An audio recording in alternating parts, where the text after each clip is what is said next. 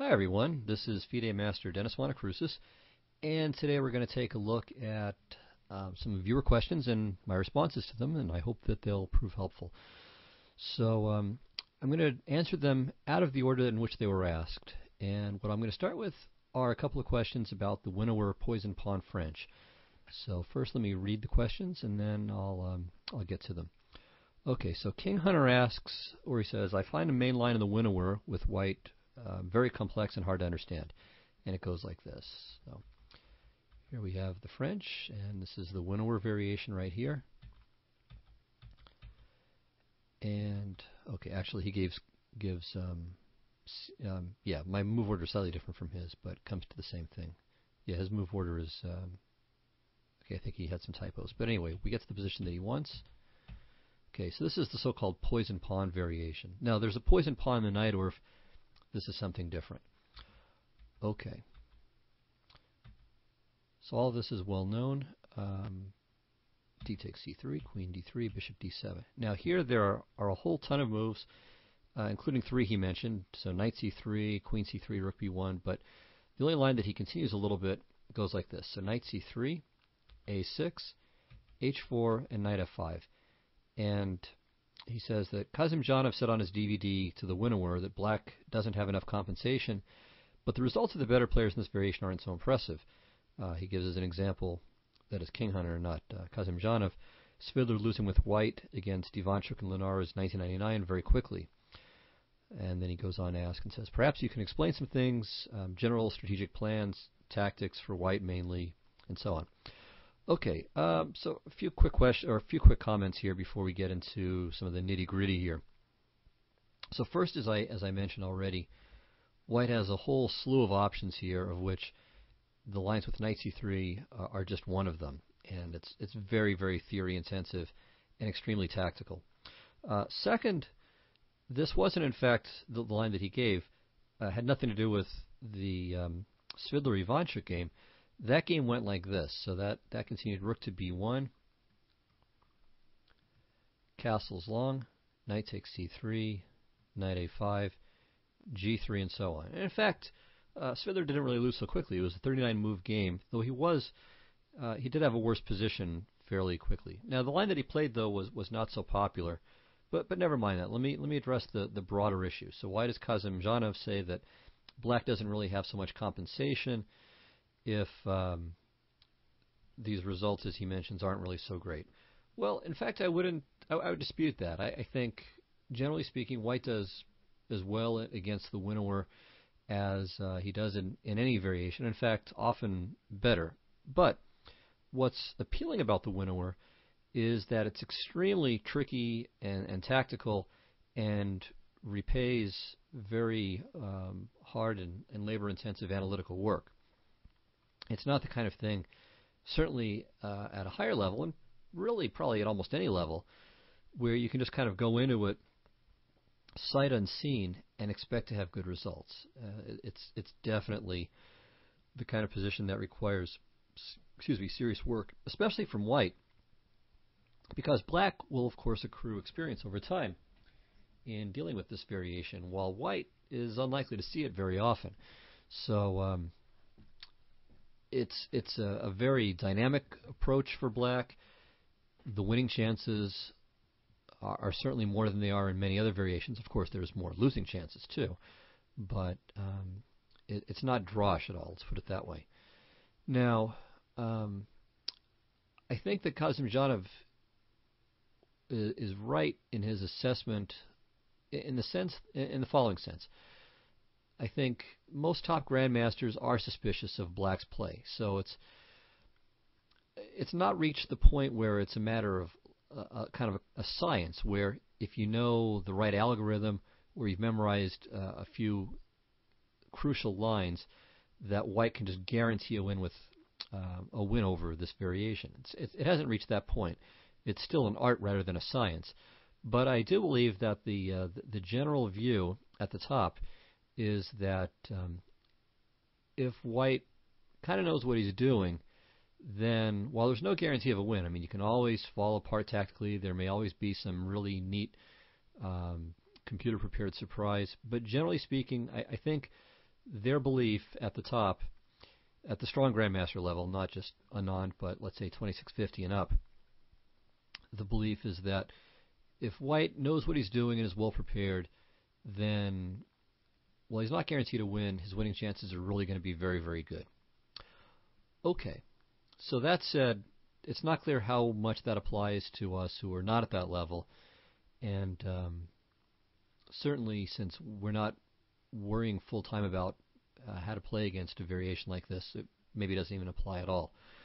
So anyway, what can we say about White's position? And let's look at the variation that King Hunter gives. So knight c3, a6, and now h4, which is actually quite rare. Rook to b1 is the main move, but in fact it's probably going to end up as a transposition. So h4. Now, what's the idea of this move? Is White intending to queen the pawn? Well, in fact he is, but not so much that its promotion is impending, by no means. But what the pawn can do by running up the board here, let's say to h7 in some occasions, or sometimes just stopping at h5, is to tie Black's pieces down. So pawn on h5 prevents Black from playing knight to g6, which sometimes happens. So one of Black's ideas, so let's try to use different colors here for this. Okay, so Black will sometimes play f6, and then on e takes f6 to play knight g6, and then follow up with e5, just exploding the center. Not right away, but after, let's say, castling and maybe playing knight to a5 or d4. So a pawn on h5 prevents this knight to g6 idea. The pawn on h7 will tie a Black rook down to h8. So that's one of the points. A second point behind this h4 advance is to play rook h3, which is often extremely valuable, taking control over three key squares. g3, so that way Black doesn't have knight f5 and rook g3. Oops, let me use red for that.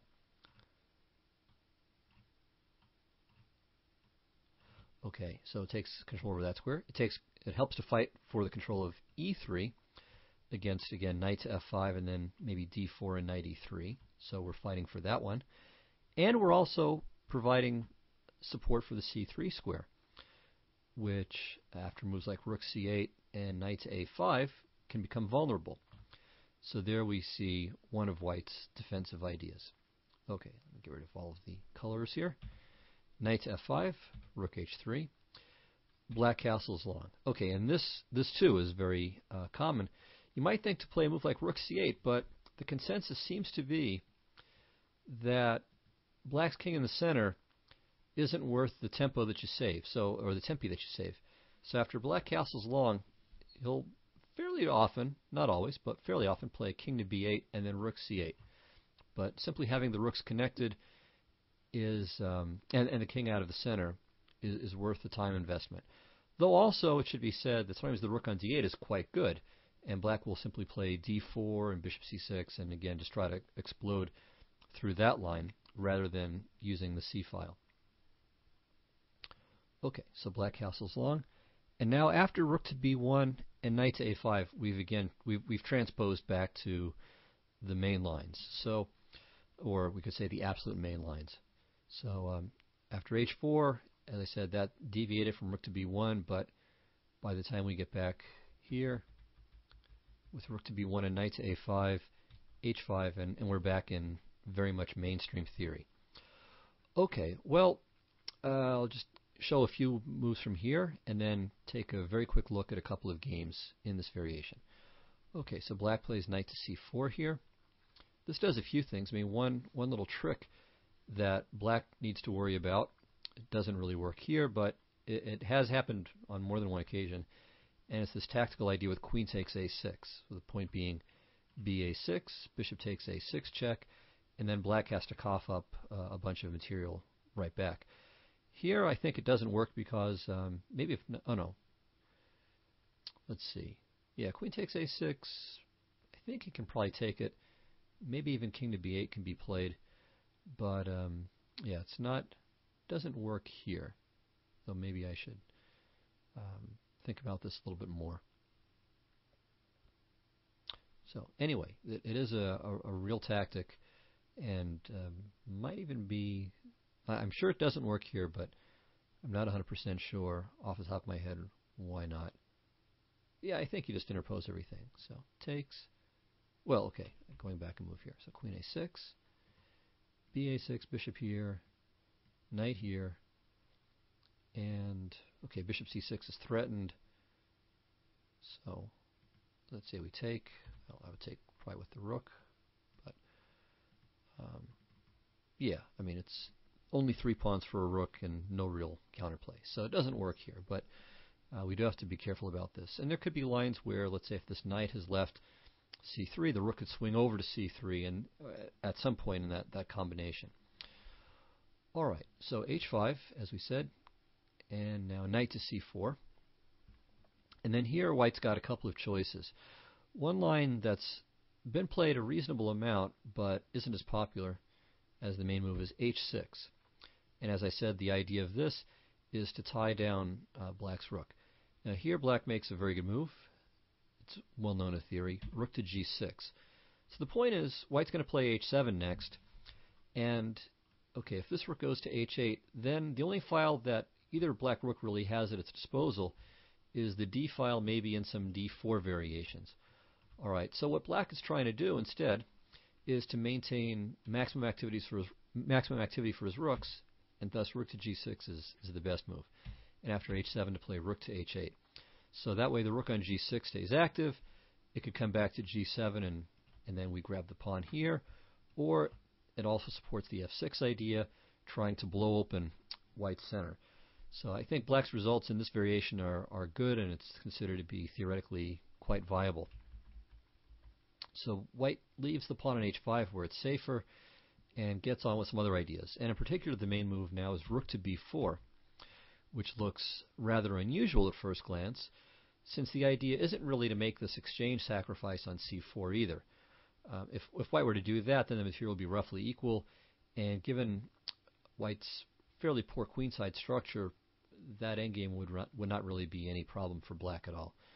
So what's the point behind rook to b4? Well, the idea is essentially it's freeing up another piece to do something. So white would like to play knight to e2 next, which will shore up the d4 square, and to fight for that before black utilizes it.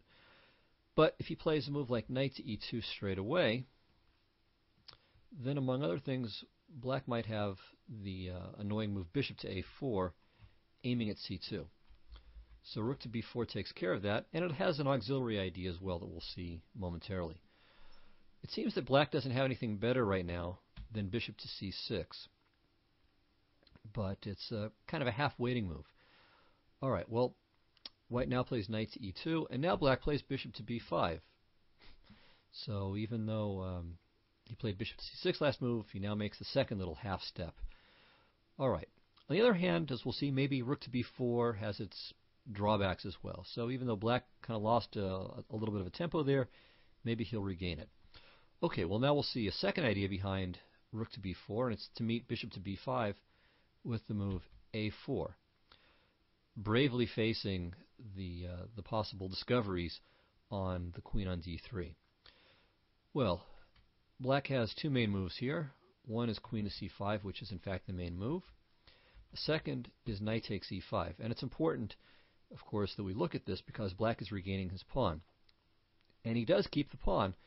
However, the endgame that results after queen c3, bishop takes e2, which is pretty much forced, queen takes e7, f takes e5 can be played also. They've both been played in invariably so far, at least, the moves transpose. So queen takes c7, king c7, f e5, bishop f1, king f1, and now d4 to prevent rook to c3. But even so, white has a 100% score here, albeit after only 3 games, but games, I think, at least one or two of which involved quite strong players, and the theoretical assessment of this position is such that black basically avoids this variation nowadays. So material's even, but white's h-pawn is quite strong. Black's knight on f5 isn't as stable as he might like, because g4 is something that could quite easily happen. White's bishop is good, and in fact there's the possibility of something like bishop to g5 and bishop f6 at which point black is really in danger of being completely tied down to white's h-pawn. So for this reason, the variation is considered to be favorable for white. I wouldn't say that it's just winning, but it's sufficiently pleasant that knight takes e5 really is a sideline. Well, what black does instead play is queen to c5, and this shows a number of other ideas that black has, one of which it's not immediately evident that it's going to occur here, but there are a number of variations where black plays queen to c5 within this poison pawn system. And one of the ideas is to penetrate with the queen to g1. Now, of course, it's not possible here with the knight on e2, but recall that this knight is often on c3 or on other squares too.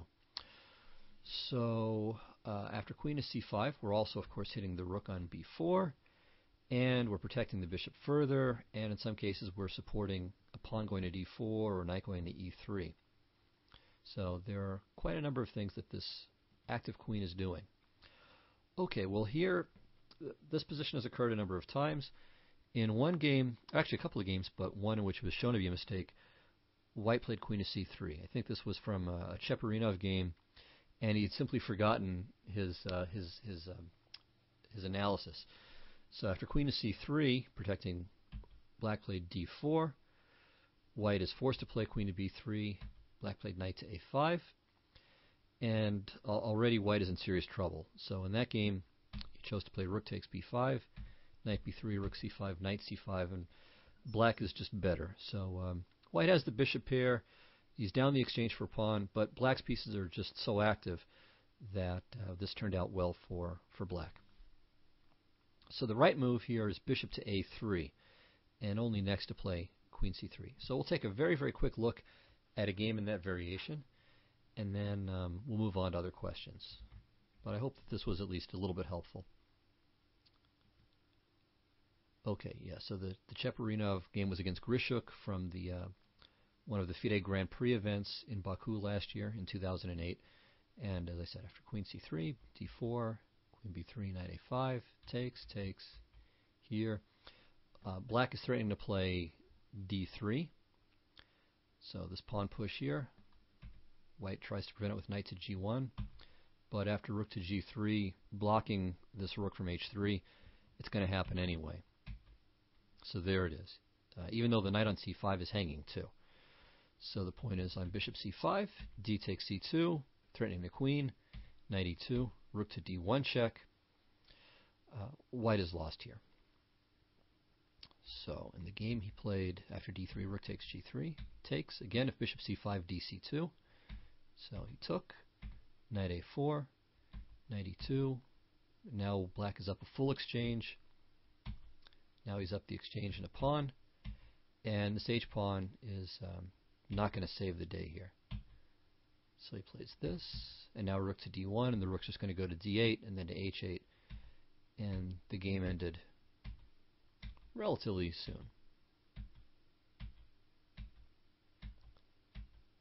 Alright, and black has these two connected passed pawns, which are going to prove more dangerous than white's h-pawn. Okay, so white resigned here. It's just a matter of time, and not even that much time before the pawns decide. Okay, so that was a disaster, but that's simply because Cheparinov forgot the right move. Okay, so we get to the same position here. After queen c5, the right move is bishop to a3. And this is from the 2008 U.S. Championship, a game between Julio Becerra Rivero and Yuri Shulman, who I believe won the event. So bishop to a3, which is a good move. Okay, bishop to c6. Knight takes a3 instead is losing. So queen takes a3, bishop c4, and now a nice shot. Rook takes c4. Okay, if pawn takes, then the queen is just hanging. And if queen takes, rook to c3. So black saves the bishop and blocks the c-file as well with bishop c6. Okay, now queen c3. And now there's an old game between Horton and Nagaris where Nagaris played queen a7. Seems like white's probably better there. Excuse me. Shulman played rook to g4. And now h6. And the position is roughly balanced here. So black went on to win this game, but everything is fine at this point. And I would just encourage you to look that game up, because the theory in this is so specific, and this is even just one line of many. So rather than going in great detail into this, again, let me just suggest you look this up on your own. And things to do, I mean, besides just checking with your computer, is to go to a site like ChessBase's online database or chessgames.com, or of course if you have a database yourself, just look up the position, run through the moves, check it with the computer, but going through as many games as you can, these variations, you'll start to see some of the common themes, and I think that's more useful. But again, this is just a very tactical line, and I'm going to request that we don't discuss this variation any further, because again, it's just incredibly complex, and it's you can write books on the poison pawn winnower. So let's go ahead and leave this behind us and move on to other questions. Okay, so let me move on to one from, I'm not sure how to pronounce it, maybe Xitvono, Xitvono, and he says, my question is somewhat of a corollary to one that has been asked earlier. How do you judge whether one has enough compensation for a queen sacrifice? I'm not particularly interested in discussing those where one gets a brutal mating attack, but rather those where the queen is exchanged for two or more pieces. Okay, well, I feel like I answered this before, but maybe not exactly. So let me give a quick response and then give an illustration.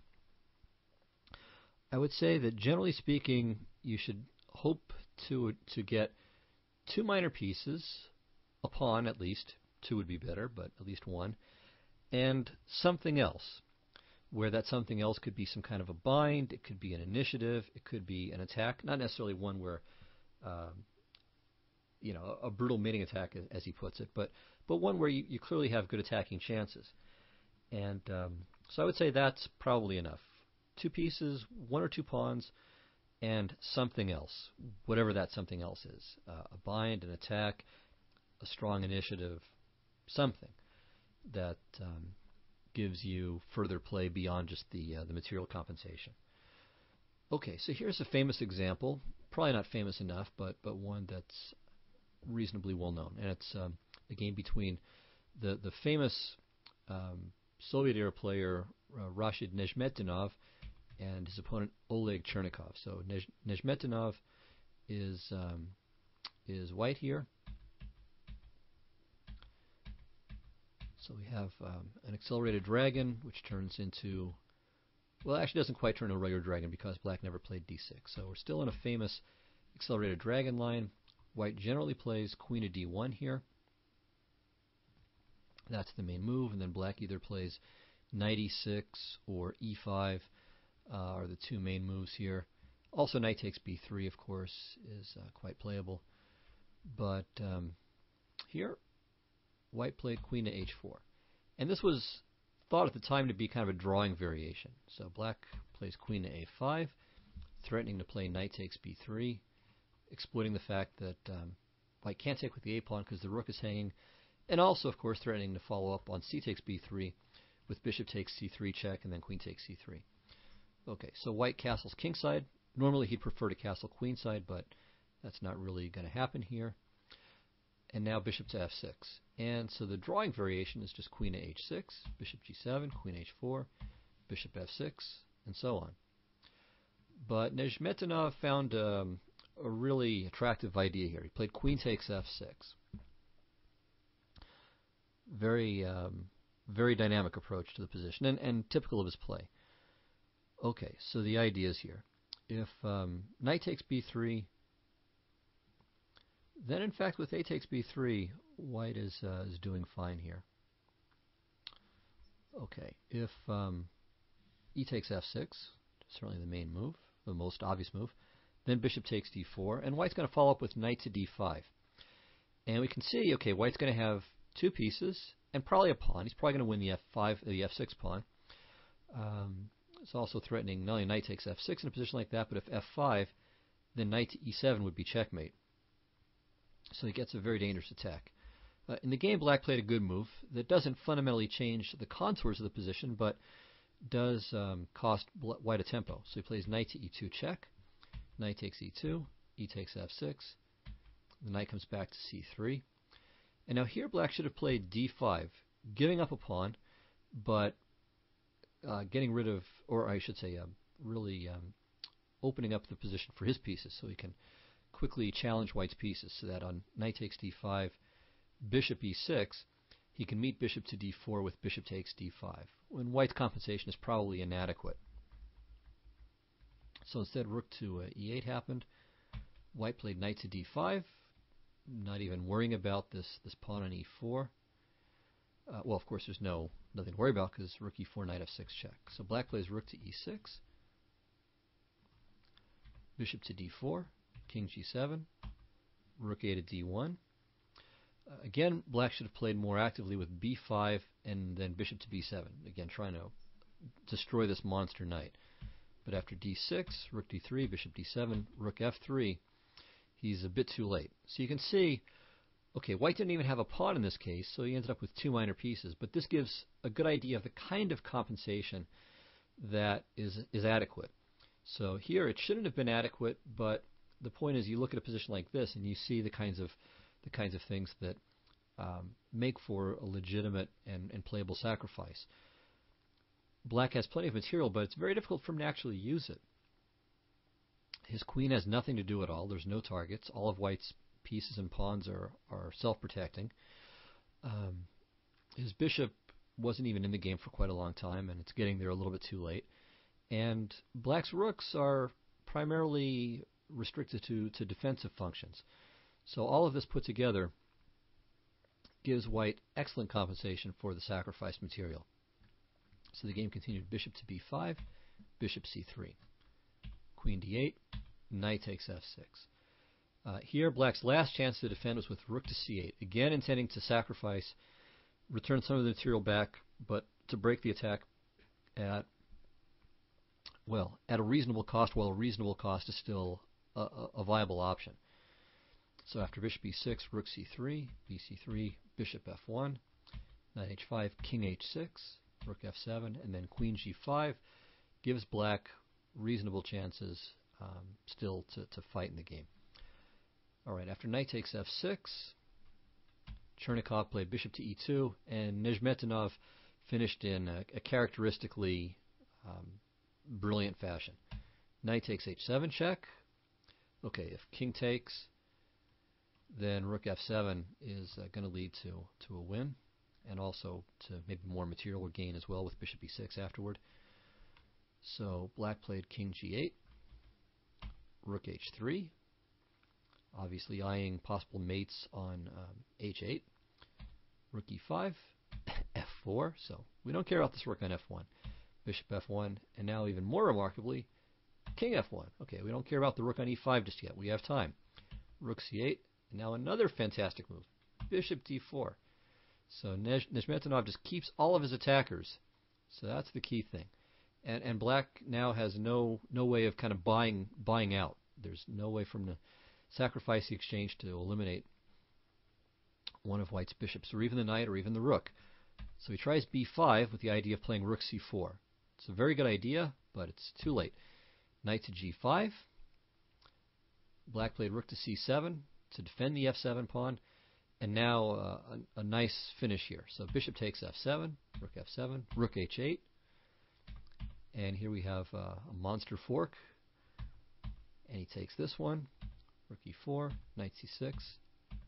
And funny, after all of that, white ends up ahead material in an endgame. So two pieces and a pawn for a rook, and black has no chance to hold this, so Chernikov resigned.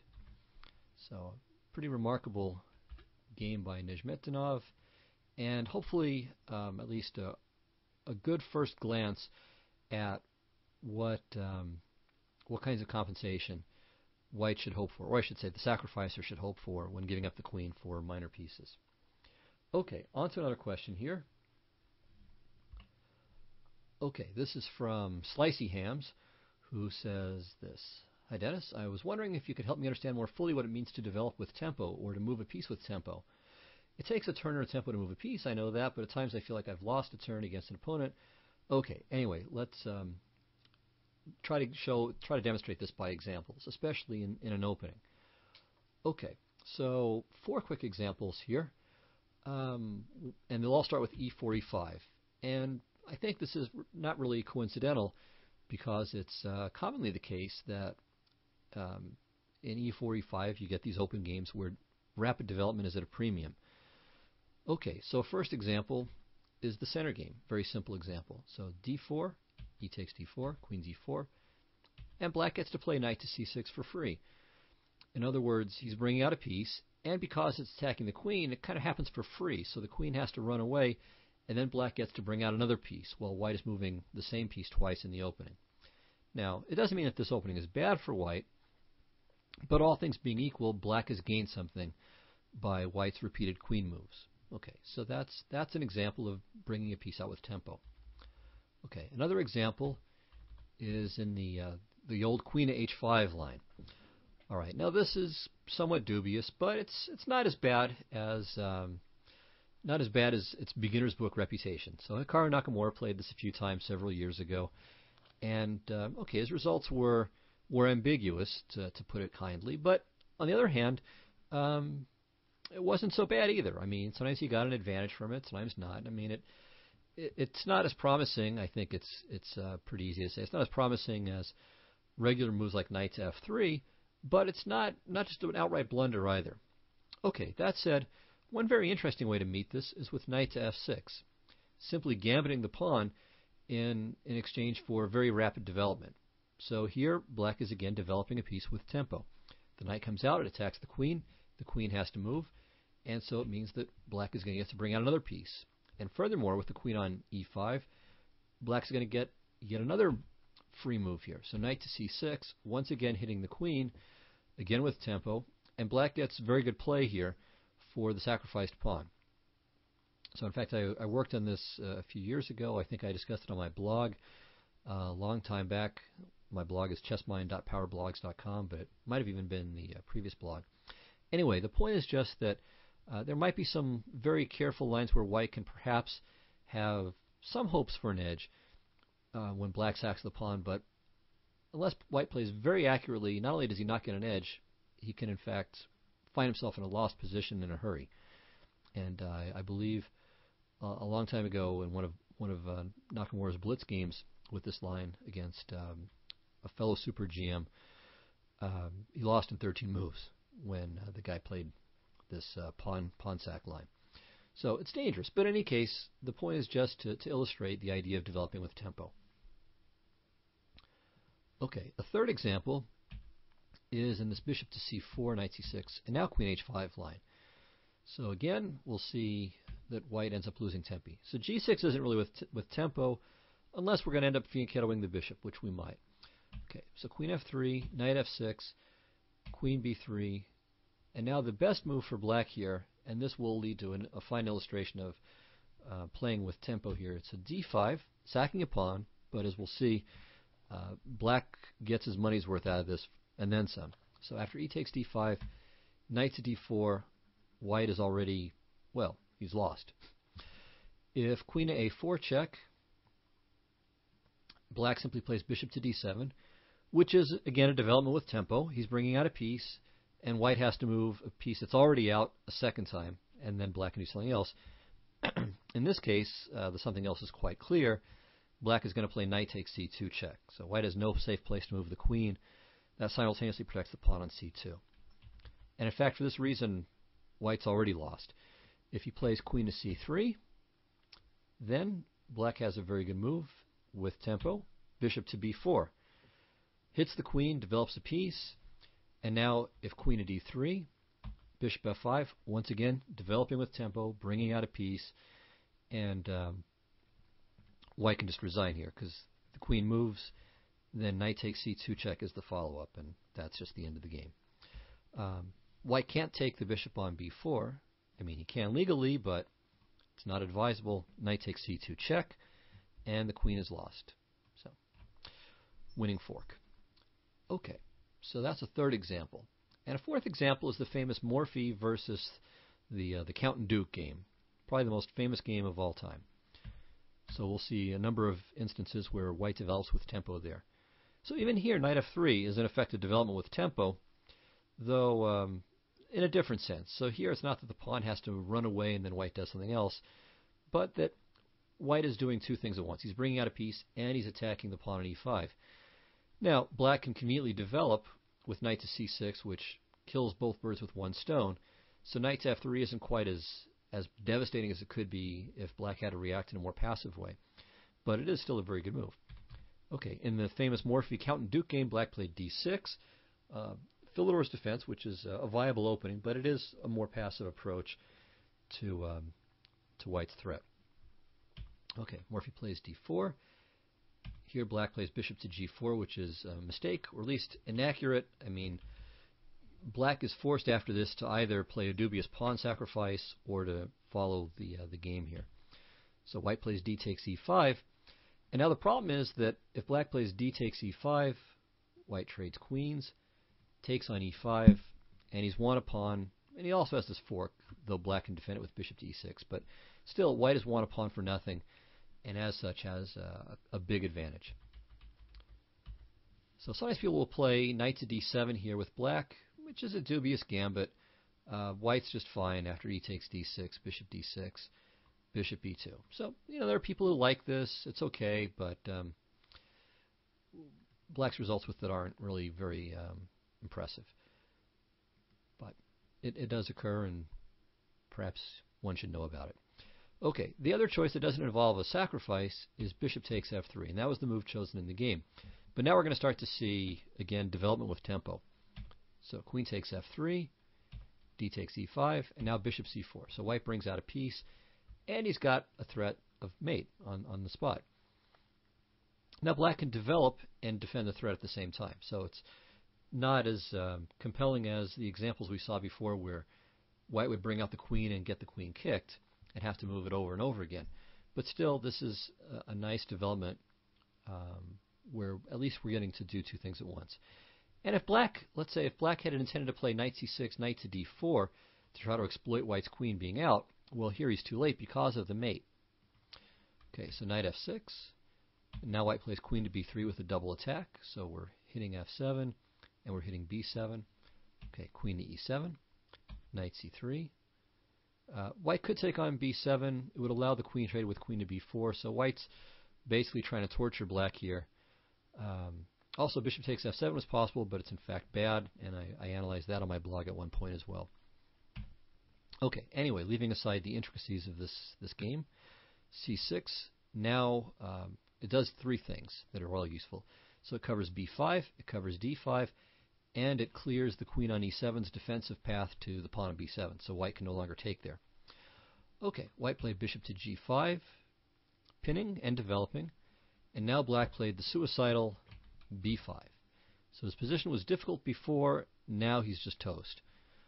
Okay, so we're going to see a beautiful finish here. Knight takes b5, c takes b5, bishop takes b5 check, knight to d7, and now more development with tempo. So castles, so he gets his king into safety, brings the rook into the game, and has a dual threat. So he's threatening to take on d7 because black doesn't want to recapture with the knight on account of this pin.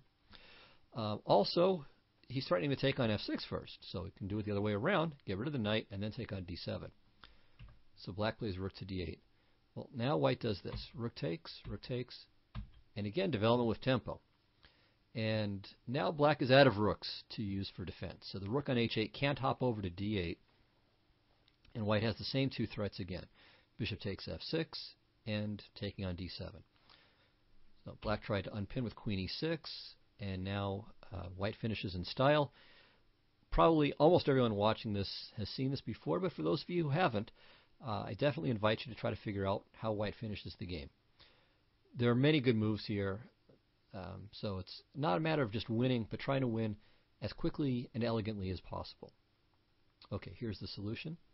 Bishop takes, knight takes, queen check, knight takes, and rook down mate. So, beautiful and famous game, and a nice example, though in some ways a little bit more ambiguous than the other examples that I gave of developing with tempo. Okay, so on to one final question here. and this is from Chess Enthusiast, who said, I had today a Scotch endgame, which should be in my favor as white, but how can it be won if it can be won? He's not sure. And he thinks that he should begin with e5, but he's still not sure what to do if black just passively puts the king on e6, and so on. Okay, well, again, let me invite those of you who are watching to stop the recording and to do your best to try to figure out how white should try to win in this ending, or if white can't even win in this ending. Okay, so let me make some background remarks, and then we'll look at some of the specifics of this ending. Okay, so the first thing to notice is that both sides have pawn majority. So black has a queenside majority.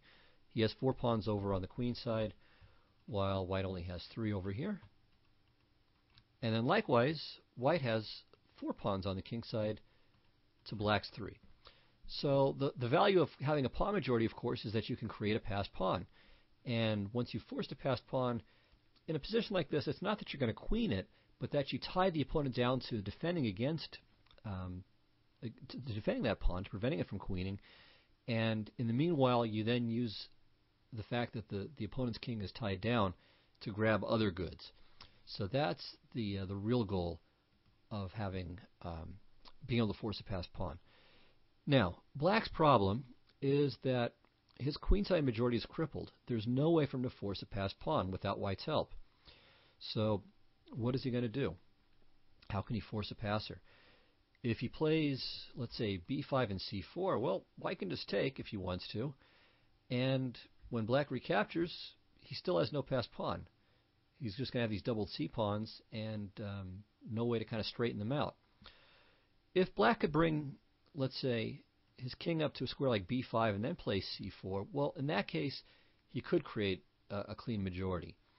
The problem is that it's not really so easy for him to do that.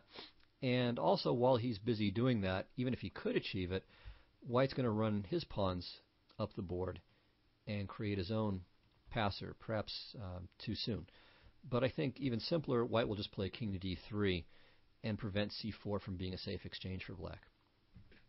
Okay, so that's a big problem for black. He can't create a passed pawn unless white just blunders or is completely oblivious to a plan like king c6, king b5, c4. Well, what about white? Can white force a passed pawn? I mean, white also has the problem of having a doubled pawn. That's true, but the difference here, let's just take the kings out of the equation here. So you can see that if there are no kings on the queen side, black cannot force a passed pawn. Okay, so whenever he plays c4, white can play b takes c4, or he can play b4. Okay, but if we just take the pawns into account by themselves on the king side, white can force a passer. So he'll play like this: e5, f4, e4, f5, and e6. And this is going to work whether black plays g takes f5 first or not. So that means that black's king is going to have to stay around to prevent this from occurring. And that means, though, that there are going to be various zugzwang possibilities. Black's king is going to have to pay attention to white's majority. And also the fact that that's true, that may also give white's king the option of trying to run over to the queen side and make something happen there, while black's king is stuck on e6 or e7, tending to white's majority. So this means that white definitely has a real advantage here. And the only question becomes whether black can hold the game or not, whether white's advantage is enough to win. Okay, well, let's consider a move like c4. So just a kind of routine-looking move, blocking black's pawns, so there's no king c6, b5 to even consider any longer. And that also takes away d5 from black's king if white plays e5. Well, the problem with this is that black can play f6 or king e6, f4, f6. And now there's no way for white to force a passer. Well, he can force a passer, but it's going to cost him a pawn. So e5 and black just takes twice, and white has nothing to do. There shouldn't be any way for white to force queenside penetration. And in fact, if white were to try something like that, it would be suicide. So let's say white plays king c2, or king d2, king c2, king b2, king a3, king a4. Okay, leaving aside that black can maybe just play c6 and ignore it, there's a bigger problem, which is that black plays g5, white plays fg, black plays fg, white plays hg, and h4, and the h-pawn is going to promote. And black will laugh heartily at white's foolish king trip to the queen side. So, we can't allow black to set up this defensive structure with the king on f6 and the pawn on f6. Alright, so if you can get this before e5 is played, the game is over. It's going to be a draw. So for that reason, the right move, clearly enough, is e5. That's it. White has to play it right away. Okay, king e6, f4. And now, okay, what's white's plan going to be? Well, white can play e4 and wait for black to retreat. That's basically it. Because if the king retreats and white gets f5 in, it's already over. The king is going to penetrate through f4 to g5, and essentially he's going to have a clean majority. Okay, so he's either going to win a pawn or force black to make some pawn exchange and undouble white's pawns when he'll be able to force a passed pawn and win by that means. So what can black do? It's very difficult. If he tries to grab space on the queen side, well, it doesn't really help. So let's take a look at some variations. So b5, and now, okay, some ideas for white that aren't so good. King d3 is actually just a blunder, because after king to f5, it turns out that it's white who's in trouble on the king side. Okay, so a better move is king to f3. After king to d5, e4 check, and now if king to d4, white wins with c3, followed by f5 and then e6 and so on. Okay, black should play king to e6, and then we get the kind of position we're going to get in the game. So, well, in the main line, I should say. So we'll come back to that. Okay, how about instead of king to f3 or king to d3, what about c4? Well, here it turns out that this is a mistake.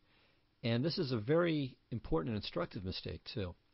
So try to figure out why it's a mistake. And this is more of a conceptual point that, while it'll display itself in the context of concrete analysis, the idea is one that can be expressed through just explanations rather than particular variations.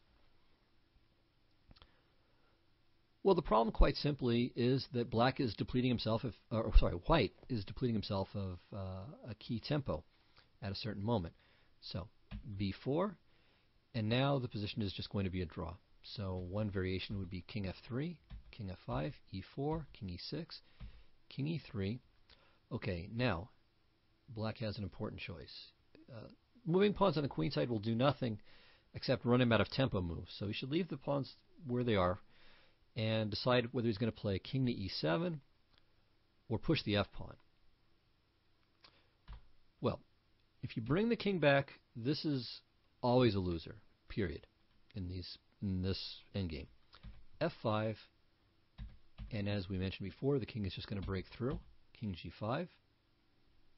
Okay, black should probably try to wait with a6, but now f6 check.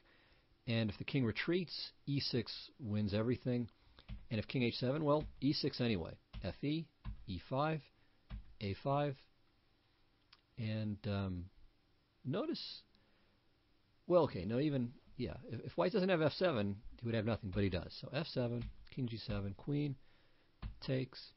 Black's up two pawns, but he's going to end up a pawn down. So king g6, and then he loses the h-pawn, and then he's going to lose the e-pawn, and then white's king can even come over and maybe win the entire queen side as well.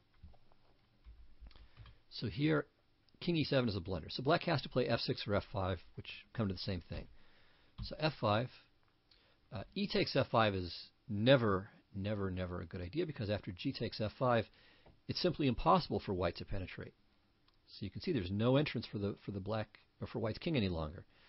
So if white plays a3 at some point, black just plays a5, recaptures with the a-pawn. Well, maybe you can even take with the c-pawn and show that white is going a little too crazy. But the basic point is a3, black should just ignore, and make sure that he's played a5.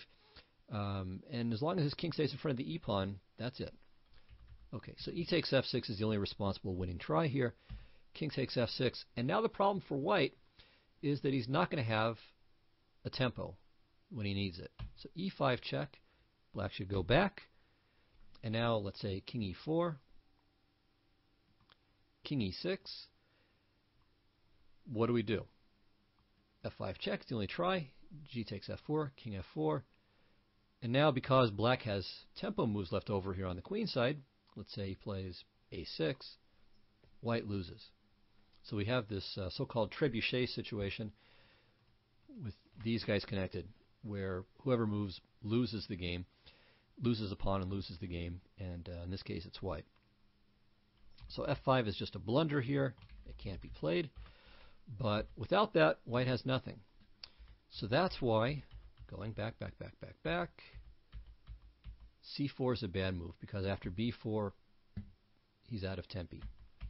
So the best move here is to play e4 straight away, not depleting the tempi. Now, you might think, well, what's so great about this? I mean, why doesn't black just play b4, make it the same thing? The problem is, it's not the same thing, because the c4 square is open. So white plays king to d3 and king to c4 and takes, and just keeps on taking everything that black's got. So let's say black makes a better move like c6. Well, now, again, white should play very cleverly with the tempi, play a3. And in fact, a3 is a kind of a useful multi-purpose move, because now white can actually consider playing the move b4. It doesn't have to, but it becomes an option. And the thing is that even though it would straighten out black's pawns, it would give him a clean majority, the pawn on b4 would block both the c pawn and the a pawn. And more importantly, by getting rid of that c pawn, white then has the option of playing king e3, king d4, and king c5. And once again, vaporizing black's queen side, while white's e5 pawn and majority on the king side keeps the black king stuck where it is. Okay, so after a3, let's say a6. White again has many ways of playing, but you can just simply temporize as well. So king f3. Now if a5, king e3, b4, a4, and he wins. So again, once the pawn leaves the b5 square, king d3, king c4 is happening. So here finally black might as well play f5. It's nothing better, or f6. Takes, and now b4 is winning. So again, cb, ab. Okay, if a5, well, ba, and white's going to queen the a pawn. If c5, then I believe c3 is still in plenty of time. So if cb, a5, takes, king e3, and white is stopping black's pawn, black isn't doing the same, but even if he was, white would just play f5, and then one of those pawns would queen. Okay, so black's position is hopeless here. All right, so that shows that after f4, b5 is not going to save the day. But basically, what else is there really? Okay, we can play king d5, white plays king d3. If c6, then check, and king e3. And again, we basically just wait around until black plays f5 or f6, takes, e5, king e7, king e4, king e6. And remember before, we had the position where white's pawn was on c4 and black's pawn was on b4, and it wouldn't work. But here, white has enough spare tempi that it does. So a3, a6, c4, b5, a4, takes, a5. White's out of tempi, but check, and black loses. And it's also very useful and important to note that this pawn on c4 is quite helpful, not allowing black to gain any counterplay. With king to d5. So everything is just perfect for white now, and this is a very simple win at this point. So we can simply take the pawn and, okay, win the h-pawn and then promote the h-pawn. Or even if we can't promote it, we use it. We just leave it where it is on h4, use it as a decoy, and the king goes over to the queen side and gobbles up all the pawns. Okay, so that was king d3, c6. If king e6, well, by now it's old hat. We play e4. we temporize, though actually we can just play f5, so let's just do that. And again, whether he takes, whether he doesn't take, it's going to come to the same thing. One other interesting variation, though, f6. So this is kind of a clever idea, trying to take advantage of the fact that with the king on e7, f takes g6 would be a huge blunder, I think, because of f takes e5, and yeah, again, king c, well, not pawn, king c4, c6, and okay, maybe white has some chances of breaking through while black is rounding up the g-pawn, but it's at least pretty unclear. But what white should play is just e takes f6 check, king f6, fg, king g6, king e3, and then king f4. And white's king is in, the e-pawn will advance, black loses. So this is pretty much the way to go with this whole line. So e5 is necessary right away as a prophylactic move to prevent the king e6, f6 fortress. Then we play f4, and we're going to play e4, wait for the king to retreat, and play f5. Or if the king doesn't retreat and he plays f6, we take, and at some moment, okay, we take, we're going to play e5, and at some moment, with the king on e4, black's king on e6, after black is more or less run out of tempo moves, we'll play f5 check and king f4 and win the game in that way. So I hope that was instructive, and I hope the whole thing was instructive, of course. So thank you very much, everyone, and I will see you next week. Goodbye.